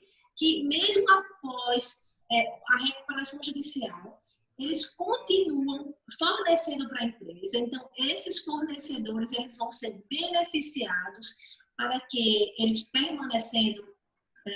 fornecendo mercadoria, matéria-prima para a empresa, eles vão ter o seu débito amortizado de maneira um pouco mais ágil. E aí, vamos supor, na Sarai, acho que foi na Cultura, no plano tinha sido aprovado que ia ter um deságio desses débitos com esses tipos de fornecedores colaboradores de 25%. Agora, eles estão pedindo um aditivo ao plano, pedindo 80% de deságio em cima dos 25%, e também parece que um alongamento maior da dívida. também pediram nos pontos de contrato de alocação de lojas da Livraria Cultura, que não foram encerrados e que os locadores permaneceram com aqueles pontos, com os contratos de locação ativos. Eles tinham sido no plano aprovado 30% de deságio com esses débitos, e eles estão pedindo agora 80% em cima dos 30% daquele débito que ficou para trás antes da RJ e que estão aí abarcados pela RJ. Então, é importante que o empresário veja, existe um deságio, né, considerável, principalmente em algumas classes. Os credores trabalhistas, eles têm que, depois da RJ, serem pagos em até 1 ano. E outra coisa que eu queria trazer é o débito tributário, que é uma crítica grande, porque o governo, ele dá essa proteção da RJ para o empresário, mas é como se ele dissesse assim, ó, você renegocia com todos os seus credores, mas não renegocia comigo, tá? Os seus tributos, você só pode entrar no parcelamento. Então, essa é uma grande crítica, mas o que é que a justiça flexibiliza? Que se existir uma execução fiscal em cima da empresa, que chegue num ponto de um leilão, o juiz, ele protege aqueles bens, né, que não sejam bens essenciais, que sejam bens essenciais da empresa, que eles que não vão ao leilão. Então, é uma proteção, mas a lei, eu entendo que precisa evoluir para ter alguma forma de renegociação mais interessante para a empresa em RJ. Lembrando que, como a RJ, os créditos tributários não estão abarcados, existem outras oportunidades da empresa de identificar oportunidades tributárias. O Brasil tem uma celeuma de 5 milhões de regras tributárias, né? Lógico que são vários tipos de negócio, vários tipos de produto, mas a dificuldade para a empresa, para o setor fiscal, para o contador, está apurando esses impostos e essas regras mudam ao longo do tempo para um determinado produto. Então, a empresa precisa identificar todas essas oportunidades tributárias, não só no meio judicial, como também na autoria administrativa.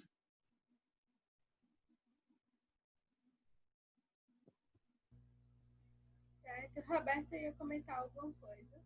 Mas justamente isso, você falou agora, Valéria, a questão tributária, né? Porque quando a empresa vem buscar a recuperação, ela já carrega um custo tributário já inerente, né? Com execuções, né? Leilões, inclusive, de seu patrimônio, né? Mas você explanou bem realmente o ponto que eu queria levantar, que o governo não ajuda, como você disse bem, né? Faça dos outros. O meu, no máximo, 84 meses de parcelamento, né?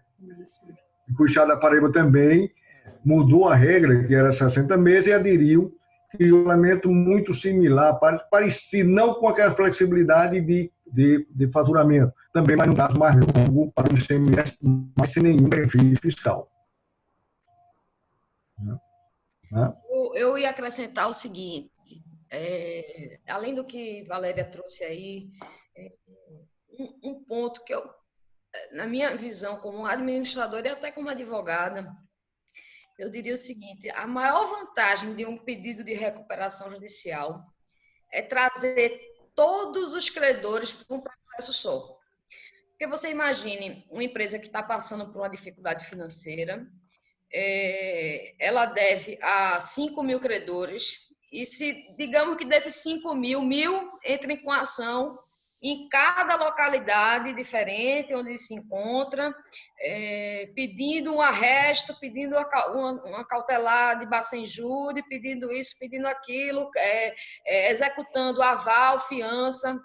Então, assim, uma das maiores vantagens é você trazer num processo só todo o seu débito e discutir nele, porque facilita.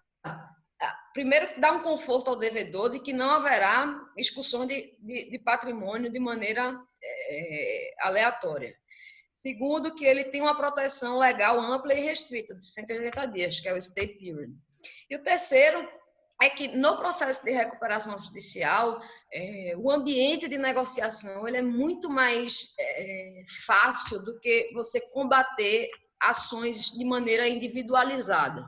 Que cada credor quer o 100% da dívida, não é? Quando você apresenta um plano, como já foi dito e redito aí, você pode incluir a possibilidade de desagiar aquela dívida, não é? E, na verdade, Natália, mas eu não entendo. Eu sou um credor de X mil reais e não aceito a proposta que me foi feita. Na verdade, essa aceitação ela passa a ser obrigatória se o quórum de votação previsto no plano 50 mais 1 aprovar aquela proposta. Então, mesmo que esse credor dissidente que não aceite, não receber naquela forma, ele adere ao PRJ. Então, isso faz com que seja muito mais fácil, num único processo, você tratar dívida a dívida do que estar fazendo isso em processos autônomos distribuídos, às vezes, por vários estados da federação. É o complemento que eu queria dar. Jovens, é o seguinte, eu estou chamando jovem porque o seminovo mais velho sou eu. Quando você parte para ser um administrador judicial, o maior problema que você vai encontrar é na reestruturação da empresa. Você tem empresa que é tipo prefeitura, é a mulher, a sobrinha, o genro, o cunhado, tudo na administração, mamando nas tetas da empresa. Então, a recuperação judicial, se você não passar por uma organizacional, e assim como a nobre contadora falou, na parte financeira, você não vai conseguir administrar nada dentro dessa empresa. Então, tem que passar pela cabeça do povo. É um processo tanto quanto traumático para a administração, em que você, como administrador, você vai ter que fazer ou sugerir, né? É que você tem que ficar ao largo, você vai ter que sugerir um processo de reestruturação total da empresa. A empresa, quando chega num processo desse, é porque já está com vícios tão grandes que é difícil ela sair. Então, você tem que partir para uma conscientização dos administradores de que você está ali para ajudar. E a ajuda é essa, é para a gente solicitar, fazer ou sugerir uma reestruturação organizacional em termos de estrutura, em termos de funcionários. Aqueles que não produzem vão ter que, infelizmente, produzir em outro lugar, tentar produzir, mas não se deve deixar a mesma estrutura organizacional e o mesmo pensamento, porque você tem eu já fiz um aqui, o cidadão não era seminovo como eu, mas era muito mais seminovo do que eu, em que ele tomava conta aqui e os filhos balançavam a cabeça. Mas o problema era, depois eles descobriram que ele já estava com um pouquinho de esquecimento, mas quando foram ver, ele já tinha feito um bocado de besteira. Isso levou como consequência a saída dele, os filhos reconheceram que não tinha mais como, o paternalismo acabou, então eles partiram para tentar administrar, mas antes disso eles disseram, vamos contratar uma pessoa para reestruturar a empresa e vamos praticamente começar do zero em relação ao que o pai fazia. Aí aqui, no estado do Ceará, nós tivemos um caso, um deles está com a tornozelazinha aqui já há alguns anos. Quando o pai saiu do comando que ele assumiu, ele fechou tudo. 4 fazendas foram embora, um baita de um colégio foi embora, uma administradora financeira foi embora, e ele só não foi embora porque ele tem uma aposentadoria como deputado e depois como senador, mas que o grupo simplesmente fechou. Por falta de administração, quando botaram o administrador judicial, o cidadão tinha muita experiência, virou e disse, olha, seu juiz, arranje outro, porque nessa eu não vou entrar. Foi uma novela o juiz conseguir alguém para tomar conta disso. Imagina que também é um papel bem complicado. Pessoal, a gente já está... Obrigada pela participação, novamente. A gente já está num tempo bem alongado do webinar e a gente ainda tem 3 perguntas, 3 a 4. Eu vou fazer logo elas, para a gente pelo menos finalizar as perguntas e dar andamento à parte final. Então, essa não é tanto uma pergunta, é do José Carlos Santos, eu acredito que é mais uma consideração. Ele escreveu: um dos principais problemas a ser atacado com urgência e que vai exigir atenção especial dos profissionais de contabilidade para ajudar pequenas e médias empresas na tomada de uma decisão tão importante é formatar um dossiê mínimo, com balanços transparentes e atualizados, espelhando a real situação das empresas. Apresentar um fluxo de caixa e uma simples apresentação dos pontos fortes e fracos da empresa para quando decidir buscar um RJ, ter alguma chance de converter e passar segurança aos stakeholders para ter chance de sair da RJ. Eu concordo plenamente. Mas Rebeca. Isso aí, exatamente, todos esses pontos devem estar na petição inicial, que é a peça que inicia, que faz o pedido à justiça para a recuperação judicial. Então, tudo aí precisa, e outros pontos precisam estar no plano de recuperação judicial. O plano tem que ter como é que a empresa vai sair dessa crise. Tudo tem que estar lá no plano. Entendeu? Eu acredito que foi mais um comentário mesmo, e a Valéria complementou bem que isso já tem que estar no pedido. Eu vou pular para do David Medeiros. Como o administrador judicial faz contato com os fornecedores a quem a empresa e a RJ deve? Circularização? Como se procede em um caso onde não haja confirmação de um valor que consta como devido nos demonstrativos contábeis? Exemplo, consta no passivo um valor fornecedor 1, mas não houve como confirmar se esse valor é devido. Tá. Primeiro, aquela circularização que eu falei no começo, que é uma das atividades lineares do administrador judicial, é passar uma correspondência para todas aquelas empresas listadas pela devedora, informando a data do pedido, classificação do crédito, seu valor e o prazo que tem para divergir daquela lista. O segundo ponto é que todas as decisões do processo de recuperação judicial ela é divulgada em órgão oficial, né? O Diário de Justiça Eletrônico. Então, a publicização daquela lista ela se dá quando da publicação do edital contendo a relação de credor no Diário Oficial. E o ponto 2 é o seguinte: cada pedido de recuperação judicial, quando o devedor apresenta a lista de credor, ele apresenta de duas maneiras. De maneira sintética, que é classe 1, fulano, valor tanto, ciclano, valor tanto, classe 2, tanto. E a analítica, que é credor, objeto, endereço, telefone, valor e classificação. A partir da lista analítica, quando ela é tratada de forma analítica, é possível ao administrador judicial entrar em contato com aquela empresa para que verifique se aquele crédito de fato corresponde à realidade. Se a devedora foi omissa com relação à lista analítica, o administrador, como eu disse lá atrás, ele tem uma postura proativa. Ele vai atrás daquela empresa. Hoje existem ferramentas diversas para achar empresas no mercado, exemplo, consulta de CNPJ, o próprio Google. Então, ao administrador judicial cabe ir atrás daquela empresa para definir, para verificar se aquele crédito de fato existe. Então, são 3 meios: publicação no órgão oficial, circularização da carta feita pela administradora judicial e a atividade proativa do administrador ao tratar a lista apresentada pelo devedor de maneira analítica, que é onde consta o objeto da dívida, o credor, telefone, endereço e classificação.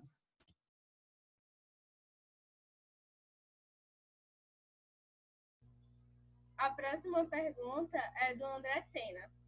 Achei bem interessante. Olá, que medidas concretas podem ser adotadas para a proteção do patrimônio particular dos sócios da empresa em RJ? Eu acho que eu posso responder essa aqui. Bom, André, advogado, é um dos especialistas maiores nesse tipo de proteção. Então, na verdade, André, como você bem sabe, existem diversas medidas, né? Mas eu sempre coloco que no Brasil, se não há... Eu vou citar um exemplo recente, Roberto, para chegar a responder a pergunta de Roberto. O Roberto falou de uma situação, Natália e Valéria, que é bem interessante, é bem típica do que nós vivemos, que é o seguinte: ele falou que muitas vezes já existem execuções fiscais, bens indo a leilão, aí é quando o devedor começa a pensar na RJ.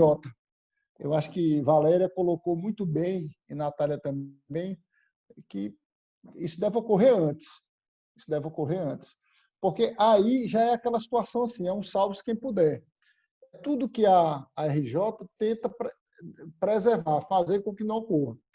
Eu vou dar um exemplo do que ocorreu na França recentemente. Todos nós sabemos do Grupo Pão de Açúcar. O Grupo Pão de Açúcar, que é um grupo muito conhecido no Brasil, e ele é de propriedade hoje de uma empresa francesa. É um franco-argelino que se chama Nauri. Ele é proprietário hoje da empresa que controla o Pão de Açúcar, que era da família Diniz, de Abílio Diniz, todos nós sabemos. Ele, por sinal, teve um embate muito grande com a Abílio Diniz pela aquela ação de ouro lá, aquela ação de controle da empresa. E no final do ano passado, o prazo eu não sei dizer exatamente quando foi, mas setembro, outubro, talvez a Natália deve se recordar bem disso, ele começou uma negociação muito difícil com os credores da empresa, da holding lá do Casino, que é o grupo que controla o Casino, é um grande rede de supermercado francesa e controla aqui o Pão de Açúcar e outras no mundo. E ele começou um estresse muito grande nessa negociação e ele sacou algo muito surpreendente na França, que foi o seguinte: ele não tinha, nas condições gerais, aquela elegibilidade para uma recuperação judicial. Foi surpreendente. E ele entrou lá com a proteção a credores, que é o instituto similar aqui à recuperação judicial. O nome é bem interessante, proteção contra credores. Né? Ele sacou, conseguiu judicialmente e surpreendeu o mercado de ações, o mercado financeiro na França e na Europa, no mercado comum europeu como um todo, porque ele conseguiu essa decisão judicial. E lá, como aqui, nós temos um prazo de 180 dias. Então, Roberto me fez pensar assim, o senso comum do nosso empreendedor, é um pouco esse, deixar para quando ele venha tomar essa medida, já será bastante tarde, as condições estão bastante deterioradas. É tudo que Natália e Valéria disseram que deve ser evitado. Né? Você tenta uma reestruturação, você está tentando, a empresa ela é viável, ela tem todas as condições. E aí vai para a pergunta de André. A pergunta de André, que é uma pessoa, um advogado especializado nessa questão de proteção societária e proteção patrimonial, daí porque é muito rica a pergunta dele, qual seriam as medidas? Aí existem diversas medidas, como a formação de holding, nisso ele é especialista, como poucos aqui, né? Criação de estruturas societárias que permitam. Mas aí eu vou dizer que, numa situação no Brasil, Natália, e é a nossa experiência, Roberto, de viver muitos anos com empresas em dificuldade, mostra que a força vinculante dos contratos no Brasil ela é muito aquilo que está escrito, ele muitas vezes é subjetivado no Brasil. Então, nos Estados Unidos, a força vinculante do contrato ela é coercitiva. Então, se nós assinamos um contrato, ela será lei entre as partes quase até o final. Os contratos bancários também, inclusive. No Brasil, e aí vai minha colocação, eu respondi para André que existem as estruturas societárias, patrimoniais que podem ser criadas, como a criação de holding, entre outros, mas vem uma preocupação que é quando a empresa vai à lona mesmo, né? Quando a empresa não se protege a tempo e modo adequado, o que é que acontece? Muitas vezes todos esses débitos, eles conseguem sair fora, por exemplo, numa limitada, daquelas cotas que se limitam, né, aquelas cotas de capital. Nós vemos diversas hipóteses que isso ocorrem, e vão atrás de bens dos sócios. Nós temos um histórico, principalmente os créditos privilegiados. A história mostra créditos fiscais e trabalhistas que fazem muito, essas vezes, de descaracterizar essas transações todas que visam proteger. O que deve ser feito aí, colocando para André e para todos os presentes, é que isso deve ser feito quando não se está precisando. Porque, realmente, se você faz uma estrutura patrimonial de proteção de bem aos sócios, de sua família, que também é uma estrutura de planejamento sucessório, familiar, a tempo e modo, antes de uma empresa entrar em crise, é uma outra coisa. O que eu quis dizer é que, quando a empresa está numa situação que já está pensando numa recuperação judicial, esse tipo de transação é muito discutível e pode ter muito problema, dada a flexibilização da força vinculante dos contratos no Brasil.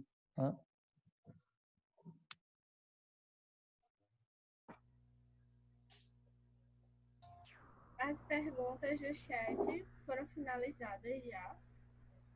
Então, acho que vou passar a bola para Roberto agora, para finalizar um pouco a discussão. Se vocês tiverem algum ponto que achem interessante a gente ainda discutir antes de finalizar, podem sinalizar.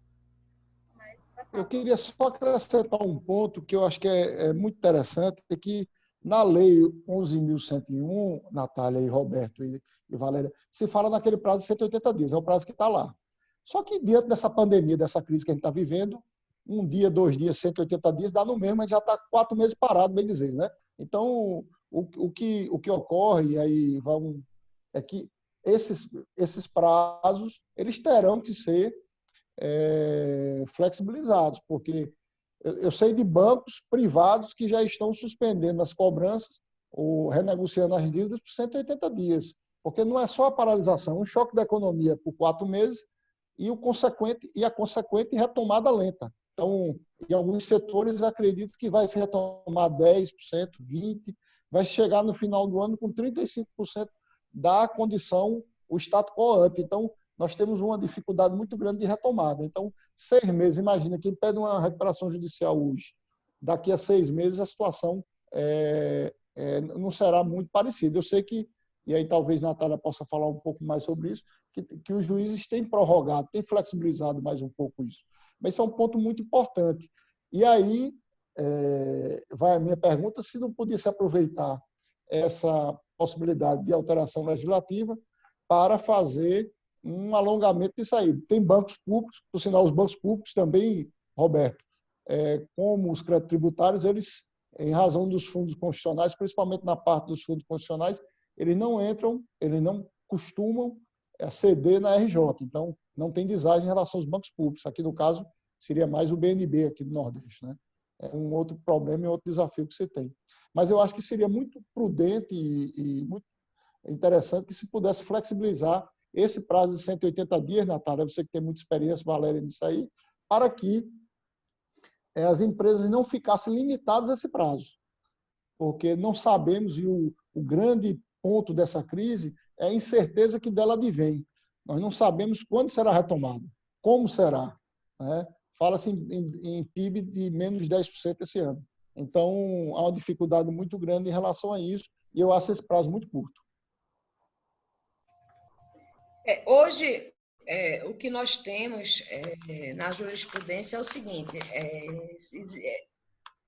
os 180 dias ele pode ser prorrogado, isso é entendimento do STJ. Os 180 dias pode ser prorrogado se a devedora não deu causa àquela situação de não ocorrência da Assembleia Geral de Credor no prazo de 150 dias que determina a lei. Então, essa prorrogação ela tem sido utilizada em todos os tribunais, porque, de fato, o procedimento ele é muito complexo, o judiciário é muito atribulado, naqueles estados que não têm varas especializadas, é ainda mais difícil que o magistrado confira 100% de atenção ao processo para que esses prazos legislativos venham a ser cumpridos em tempo e modo. de sorte que a jurisprudência ela tem autorizado a prorrogação do stay period por mais... Na verdade, é o seguinte, o STJ diz, encerrado o prazo de 180 dias do stay period, a empresa pode prorrogar, o juiz pode prorrogar esses 180 dias até a data da realização da Assembleia, porque antes ficava prorrogado ad eternum, não é? Então, o STJ disse, não, vamos limitar aqui a data da Assembleia Geral de Credor.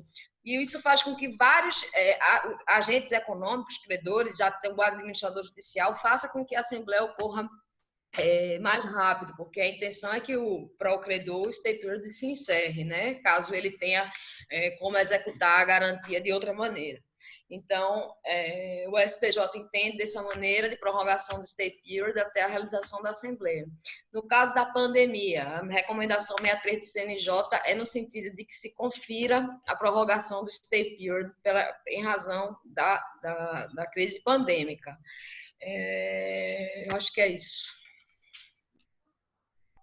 Acho que tenho a agradecer a todos, ao Carlos, a Valéria, a Natália, todos que participaram, né, com suas contribuições. Aqui o meu amigo Maurício do Acre, que participou aqui, o mestre Pedro Coelho do Ceará, também, membros do nosso grupo de contabilidade Brasil, né? E a todos que participaram, meu amigo Valdomiro aqui, nosso grande advogado, né? Pelas contribuições. E acho que esse tema ele cabe muitas discussões, né? Eu acho que é um tema que vem trazer talvez uma situação de alívio para as empresas, né? A nossa proposta inicial foi trazer isso à tona, trazer ao começo, como o Carlos trouxe isso já em um momento um pouco anterior, tá certo? E a todos, se alguém já pediu a palavra, alguém para se despedir, mas encerro aqui a nossa participação agradecendo por ter acompanhado todo esse nosso evento e aqui ficamos à disposição aqui na nossa Paraíba. Tá? Uma boa noite a todos e felicidade. Esperamos nos encontrar em um novo evento. Pedro, felicidade, Maurício, Valdomiro e a todos os colegas. Roberto, até mais. Nós é que agradecemos. Diga, Carlos. Nós é que agradecemos. Bom, foi uma honra contar com vocês. Esse conhecimento é uma coisa rara. Muito obrigado por suas colaborações e sua experiência. O Pedro Coelho é da nossa comissão de perícia aqui. Pedro é a autoridade maior. Não? Uma boa noite, muito obrigado. Felicidade. Boa noite. Boa noite. Boa noite. Um abraço especial aí, Roberto. Pedro obrigado, Coelho. Maurício. Foi um prazer contar contigo aqui. Uma honra contar com vocês. Felicidade. Tem mais Valdomiro.